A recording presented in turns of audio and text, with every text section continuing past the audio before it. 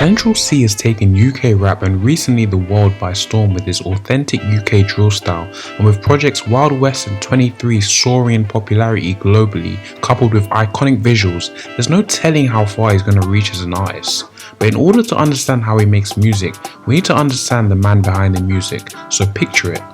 It was 2013 and his friend from school brought him into the studio where he recorded his first song.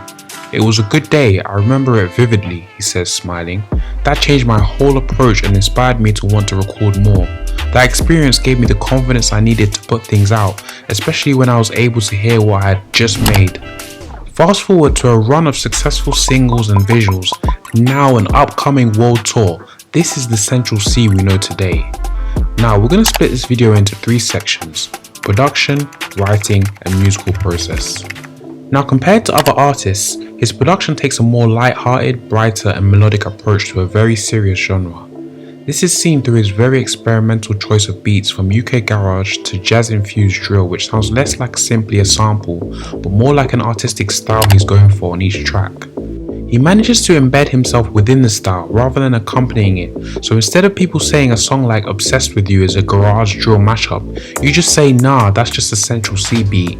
But if we break down the bare bones of the drill production, it essentially makes use of hard-hitting sliding 808 patterns that gives it that sonic warping bass sound and hi-hats that follow the tremolo rhythm, which is interestingly also seen in genres of reggaeton. If you're not sure how that sounds, just take a listen.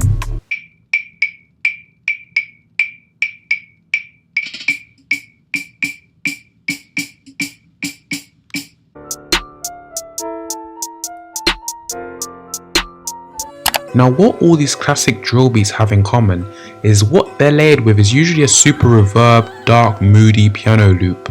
But this is where Central C separates from his drill peers, because instead he goes for the more brighter acoustic guitar loops that's penned more by American rappers like Gunna and Young Thug.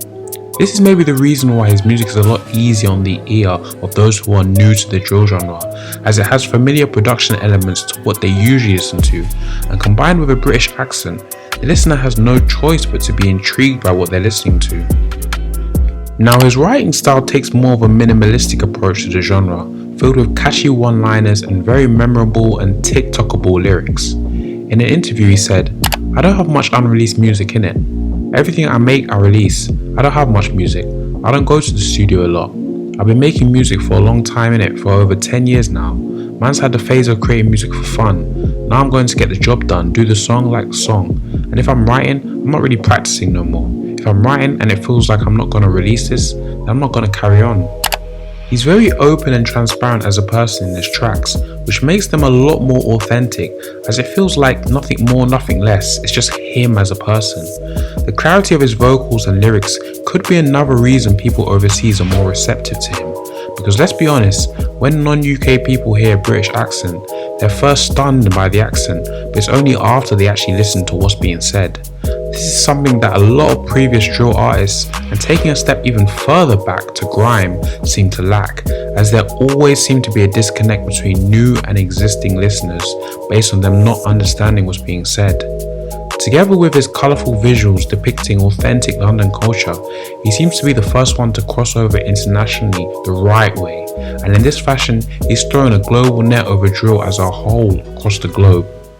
But what's his actual musical process in the studio?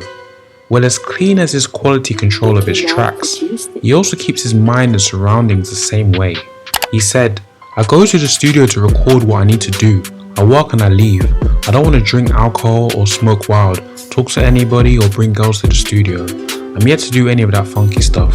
I just go, put the beat on, rap and I leave." This mentality has set him apart from most artists around right now, and is the reason he's got the urge to dominate UK rap and drill globally. Growing up in West London meant he was exposed to 2 sides of a coin, with the multi-million pound properties of Holland Park being a stone's throw from the poverty-stricken estates of Shepherd's Bush. He knew he wanted more for himself, and being able to see the top meant he wasn't scared to go out there and try to grab it despite his own personal situation. Rather than being pigeonholed to the level of success by previous drill artists, he's managed to go mainstream and really take the genre somewhere it hasn't really gone before. Yet he keeps that inner beast and passion to be successful in a laid-back, cool manner, with studio sessions being mostly with him, his manager and an engineer. He prefers his own company rather than being around loads of people, as it makes him more observant of what's around him so he can think for himself and do what he wants to do.